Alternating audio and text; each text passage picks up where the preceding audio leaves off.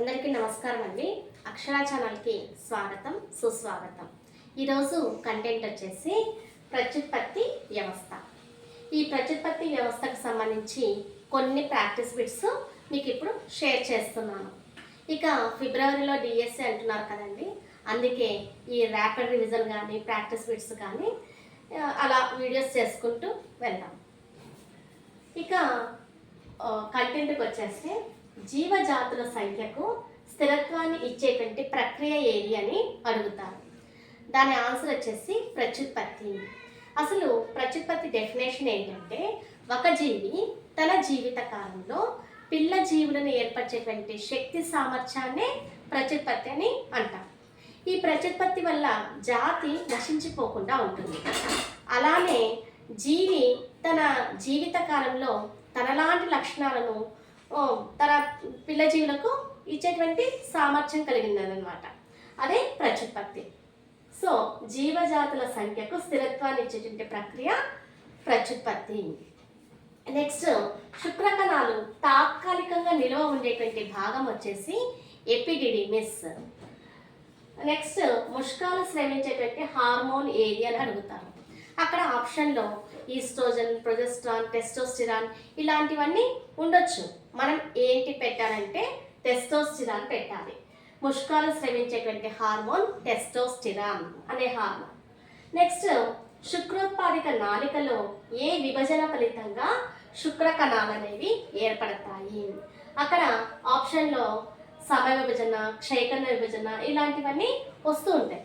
మనం ఆప్షన్లో ఏం పెట్టాలంటే శుక్రోత్పాదిక నాళికలో క్షయకరణ విభజన ఫలితంగా శుక్ర కణాలు అనేవి ఏర్పడతాయి. కొన్నిసార్లు అసమయ విభజన కూడా ఉంటుంది. సమయ విభజన, క్షయకరణ విభజన, అసమయ విభజన. మనం ఆప్షన్ ఏ చూస్ చేసుకోవాలి? క్షయకరణ విభజన ఫలితంగా శుక్ర కణాలు అనేవి ఏర్పడతాయని చెప్పాలి. నెక్స్ట్, శుక్ర కణాల జీవిత కాలం ఏంటి అంటే, రోజుల ప్రకారంగా అయితే 3 రోజులు అని చెప్పాలి. గంటల ప్రకారంగా ఇస్తే 72 గంటలని పెట్టాలి. అక్కడ ఆప్షన్లో 1వ రోజు, 2వ రోజు, 3వ రోజు అలా ఉంటుంది అనమాట. ఆప్షన్ మనం ఏం చూస్ చేసుకోవాలి? 3 days, 3 రోజులని పెట్టాలి. నెక్స్ట్, గంటల ప్రకారం ఇచ్చారనుకోండి, 24 × 3 అంటే 72 గంటలని పెట్టాలి. నెక్స్ట్, ఫలదీకరణకు తోడ్పడే శుక్రకణ భాగం ఏది అని అడుగుతాను. మనకు ఆప్షన్లో తోక భాగము, మైటోకాండ్రియా ఇలాంటివన్నీ ఆప్షన్లో ఉంటాయి. మనం ఏం చూస్ చేసుకోవాలంటే అక్కడ ఏక్రోజోమ్ అని చూస్ చేసుకోవాలి. ఫలదీకరణకు తోడ్పడే శుక్రకణ భాగము ఏక్రోజోమ్, బాగా గుర్తుపెట్టుకోండి.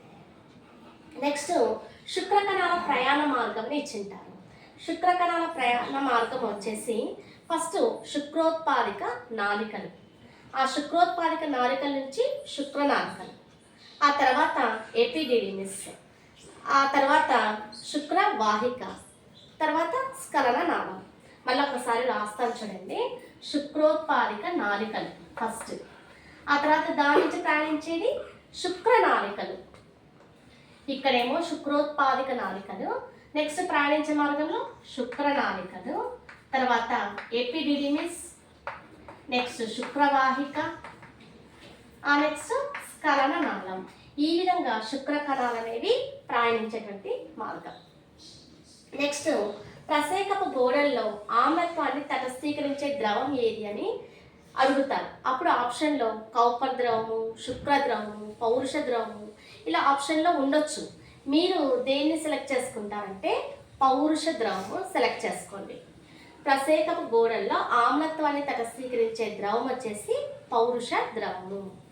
నెక్స్ట్, సెమినల్ ప్లాస్మాను స్రవించేటువంటి ద్రవాలు ఇప్పుడే చెప్పుకున్నాం కదండి. శుక్రద్రవము, పౌరుష ద్రవము ఇలా చెప్పుకున్నాం కదా. ఇప్పుడు మీరు ఆప్షన్ ఏంటి పెట్టుకుంటారంటే మొత్తం టోటల్గా అన్నీ ఉంటుంది. అక్కడ ఆప్షన్ ఏది క్లిక్ చేస్తారంటే అన్నీ, అంటే శుక్రద్రవము, పౌరుష ద్రవము, కౌపర్ ద్రవము ఈ 3 ద్రవాలు స్రవిస్తాయి. సెమినల్ ప్లాస్మాను స్రవించేటువంటి ద్రవాలు కౌపర్ ద్రవము, శుక్రద్రవము, పౌరుష ద్రవము.